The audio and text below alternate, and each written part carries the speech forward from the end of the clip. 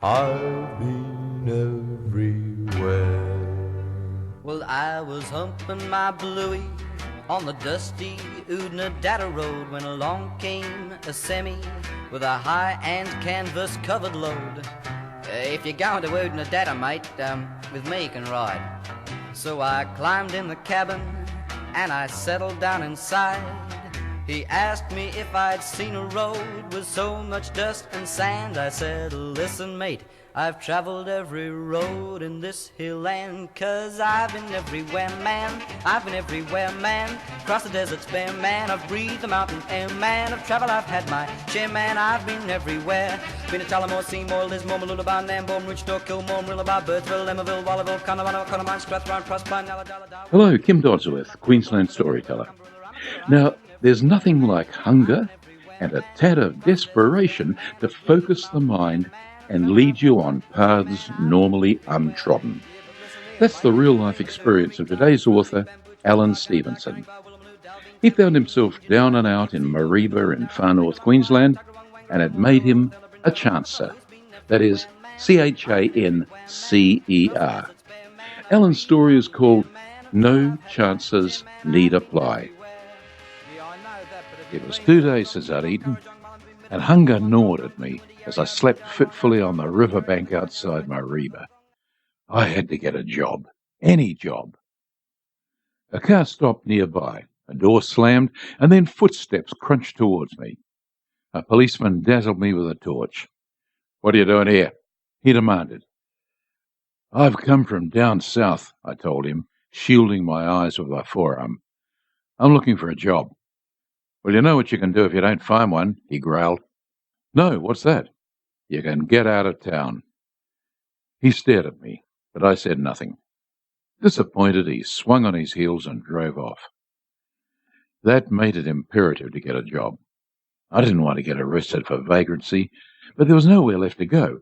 Unemployment was rife, and there were no jobs further north. In the morning I used my last sliver of soap to have a bath in the river and shave with a blunt razor. Then I headed into town. I would tell whatever lies were necessary to get a job. Hunger has scant respect for morality. Mareeba was a lovely town, with tree-lined streets, easy-going people, and girls fresh in summer dresses. The only thing I didn't enjoy was the fragrant aroma of bread from the bakery. The unemployment agency was simply a desk and a chair in a corner of a large, pleasant-smelling barn. A cheerful man gave me a firm handshake and introduced himself as Bill. I took an instant liking to him. Bill didn't waste time with paperwork. "Can you drive a front-end loader?" he asked.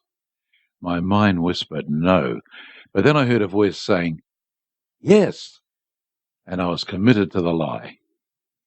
Just then a stocky man dressed in khaki strode into the building. "Well, speak of the devil," said Bill. "Here's the bloke who's looking for a driver." He introduced us. Russ was about 30 and looked tough and competent. I wondered whether I shouldn't back out while there was still time. I'd tell him I was only available in a week's time. Then Russ asked, "Can you be here at 7 tomorrow?" And at the same time, another hunger pang struck. Once again, a voice that didn't seem to belong to me spoke. "I'll be here. Thanks," I said. "All right," he said, and the interview was over. I walked out into the hot Queensland sun, wondering what I'd let myself in for. I bought half a loaf of bread, leaving myself just enough for 2 beers in a pub that night. I was hoping I might meet someone who'd driven a front-end loader and might be willing to give me a few tips. First, though, I'd find out if they knew Russ. It was a forlorn hope. I got saddled with a home improvement salesman who regaled me with a sordid recital of his grubby amours. Eventually I disentangled myself and headed back to the riverbank. This time I chose a more secluded spot. It wasn't just through lack of food that my stomach felt empty the next morning. I just hoped that I might get a bit of time alone on the loader so I could figure out how it worked. Russ picked me up promptly at 7, and we headed out of town in his ute. A short while later, we pulled up at the control tower of the local airfield. "We're going crop dusting," said Russ. "That's the plane over there," and he pointed to a small yellow one. "You'll be filling it up with fertilizer from the loader. I'll just go and file a flight plan and then we'll be off. Suddenly, things had become very serious. I'd assumed we'd be working in town, and if that failed, I'd be sent on my way with a few well-chosen words. Wasting flying time, however, plus the time of the people on the farm, was an altogether different proposition. Impostors could expect very short shrift. However, I couldn't find the courage to tell Russ that the whole thing had been a horrible mistake. He returned and we went out to the plane. The cockpit had only a single seat, and underneath there was a perspex bubble just large enough for a passenger. I eased myself in. Russ climbed into the cockpit, and shortly thereafter we were airborne. Never again, I told myself grimly as I watched the lush green scenery unfold. After about half an hour, we touched down on the farm's tiny airstrip. Any hopes of some quick practice were immediately shattered. "There's the rig," said Russ, pointing to a mound of fertilizer beside which stood the loader. It was a truck with a scoop attached to the front. "The controls for the bucket are the same as normal," he said, and I managed to get out and, "Okay." "Right," he continued. "I'm going to have a look over things, and when I touch down, I want you waiting on the edge of the strip with the bucket full. When I stop, drive up to the plane very carefully until the sock on the end of the bucket is over the hole in the fuselage, and then pull the release lever. When you're empty, back away and fill up again. Okay?" "Right," I said unhappily, and he glanced at me sharply and asked if I felt all right. "I'm fine," I said. "Just the flight made me feel a bit strange." I've never felt as lonely as I did when the plane took off. I was out the back of nowhere without the least idea of how to do what I claimed I could do. There was no time to lose. I scrambled into the truck and discovered that with the exception of 3 levers, the controls were the same as those in a normal truck. They had to be for the bucket. I started it up and discovered and found that one lever raised and lowered the bucket and another tilted it. Nothing appeared to happen when I pulled the third, and I assumed that it must open the sock and allow the fertilizer to run into the plane. So far, so good. I aimed the truck at the heap, rammed the bucket into it, and stalled. Backed out and tried again. Stalled. I was sweating freely. On the third try, I started to get the knack. You had to hit the pile and lift and tilt the bucket in one smooth movement. I was getting there. But so was the plane. I could see it in the distance, heading towards the strip. I only had time for 2 more attempts. I got about half a bucket on the last one. There was no time left. The plane was approaching the strip.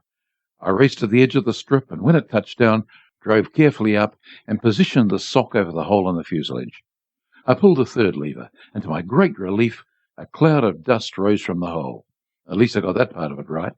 When the bucket was empty, I raised it, reversed, and Russ took off. I raced back to the heap. I was waiting with over half a bucket the second time, and improved steadily until by midday I was loading a full bucket. Then came trouble. Russ climbed out of the cockpit and swung himself into the truck. "You've never driven a front-end loader, have you?" It was a statement rather than a question. It was also a fair cop, and it didn't seem right to try and brazen things out. I'd take my medicine. "No, I haven't," I admitted. "How did you know?" "Well, with the first load, the plane took off like a flaming rocket. Then it started to need more and more runway as you started to learn."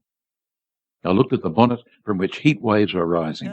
I was hungry, so I took a chance, I said. There was silence, and you could hear the tick of metal contracting. "I figured it might be something like that, from the look of you," he said, nodding slowly. "When did you last have a square meal?" I shrugged. "Tell you what," he continued, "I'll make a deal with you."